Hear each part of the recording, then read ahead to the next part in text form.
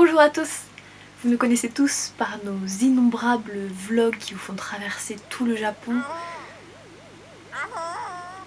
Mais cette vidéo est un peu spéciale parce qu'aujourd'hui je vous présente un nouveau projet sur notre chaîne. Ce sera le début d'une longue série consacrée à l'histoire du Japon. Très longue série, n'est-ce pas?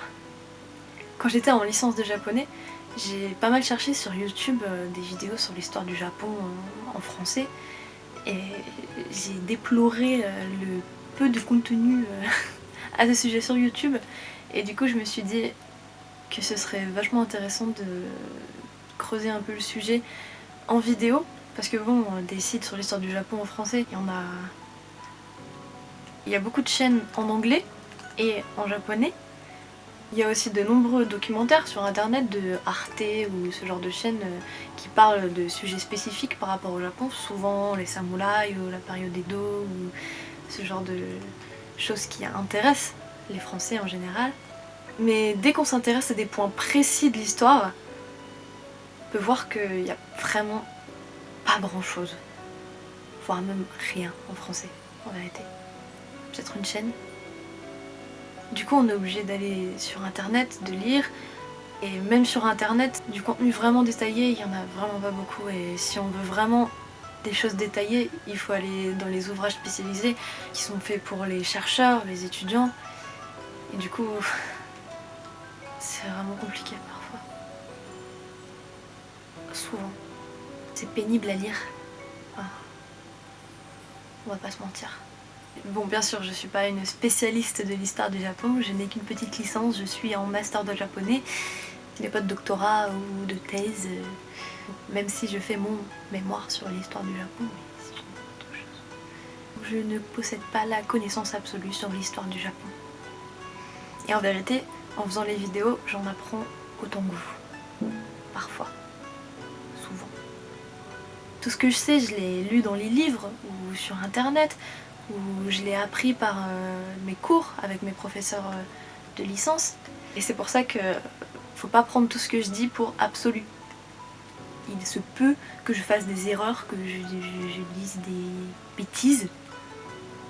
Je vais essayer d'en dire le moins possible bien sûr, mais c'est possible. Donc moi je suis là seulement pour vous faire apprendre des choses, des sujets peut-être que vous ne connaissiez pas, et de là je pense que le mieux ce serait d'aller se renseigner plus en profondeur dans les livres. Mais si c'est juste pour une connaissance basique et juste où ça vous intéresse et si vous aimeriez savoir juste comme ça, juste comme ça peut-être ça va, peut-être. Si vous voyez que je fais une erreur, que je dis n'importe quoi, ou qu'il y a une imprécision ou ce genre de truc, n'hésitez pas à corriger dans les commentaires. Parce que bien sûr je peux pas tout dire dans les vidéos, je peux pas détailler, je vais détailler mais pas dans les profondeurs, pas aller dans les abysses de l'histoire du Japon quand même.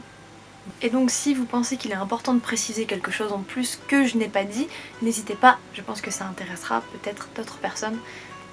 Donc voilà, il fallait que ça se dise. Les vidéos ne seront pas des cours d'histoire. Ça remplacera jamais un cours d'histoire à l'université ou un bon livre de chercheur, une thèse ou ce genre de choses, pas du tout, du tout, du tout.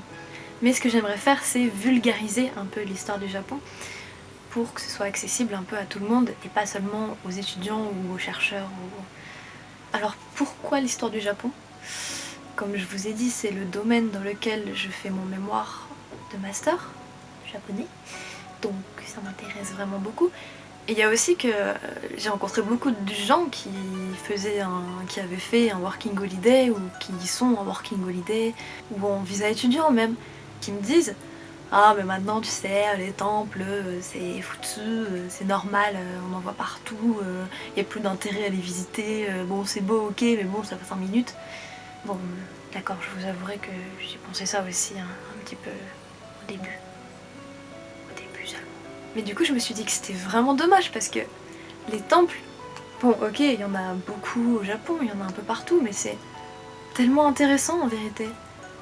Parce que chaque temple a son histoire et parfois il y a des temples qui ont une histoire millénaire derrière eux.